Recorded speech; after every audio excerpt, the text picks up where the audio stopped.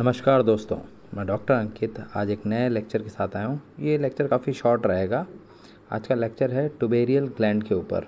आज हम जानेंगे टुबेरियल सलाइवरी ग्लैंड, जो कि मानव के शरीर में नया खोजे जाने वाला ऑर्गन है।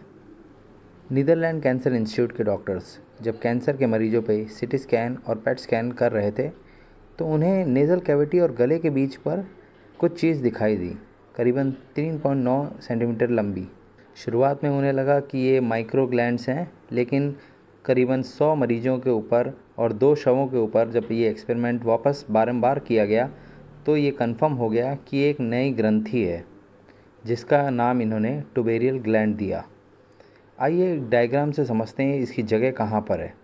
ये देख रहे हैं, ये आपके नाक के पीछे का हिस्सा और ये गले के ऊपर का हिस्सा। ये जो कैविटी है, ये जो जगह है, इस जगह को कहते हैं टोरस ट्यूबेरिलिस। इसी जगह के ऊपर टुबेरियल ग्लैंड का नाम दिया गया।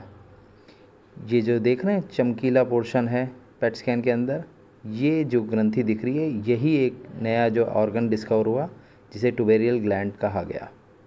हमारे शरीर में 3 मेन सलाइवरी ग्लैंड्स पाई जाती हैं, जिनका नाम है इस प्रकार: parotid salivary gland, submandibular salivary gland और sublingual salivary gland.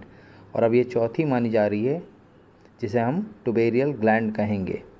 Salivary gland का काम होता है लार निकालना, जिसे सलाइवा कहा जाता है। ये ज़रूरी होता है हमारे खाने को पचाने में, स्वाद के लिए, निगलने के लिए, और दांतों की हेल्थ भी मेंटेन रहती है। अगर सलाइवा प्रोड्यूस होता रहता है तो दांतों में केरीज नहीं लगती। अब आइए समझते हैं कि इस खोज का क्या अर्थ है, इसका क्या महत्व होगा। देखिए, हेड एंड नेक सर्जरीज़ जो भी होती हैं और हेड एंड नेक कैंसर जितने भी होते हैं, वहाँ पर 2 तरह का ट्रीटमेंट होता है, एक सर्जिकल ट्रीटमेंट और एक रेडियोलॉजिकल ट्रीटमेंट।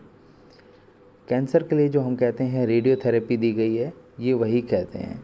अब जब रेडियोथेरेपी दी जाती है तो ये जो सलाइवरी ग्लैंड्स होते हैं, जो ग्रंथियाँ होती हैं, ये डैमेज हो जाती हैं, जिसकी वजह से इनमें लार निकलना कम हो जाता है या बिल्कुल हद तक ख़त्म हो जाता है। अब जब लार नहीं निकलता तो मुंह में सूखापन हो जाता है, जिसकी वजह से खाना निगलने में, खाना चबाने में, यहाँ तक कि दांतों में केरीज बहुत हो जाती हैं, जिसकी वजह से मरीजों की हालत काफ़ी हद तक दयनीय हो जाती है। अब जो ये नई ग्रंथि का शोध हुआ है, इससे हमें इसकी जगह भी पता चल गई है।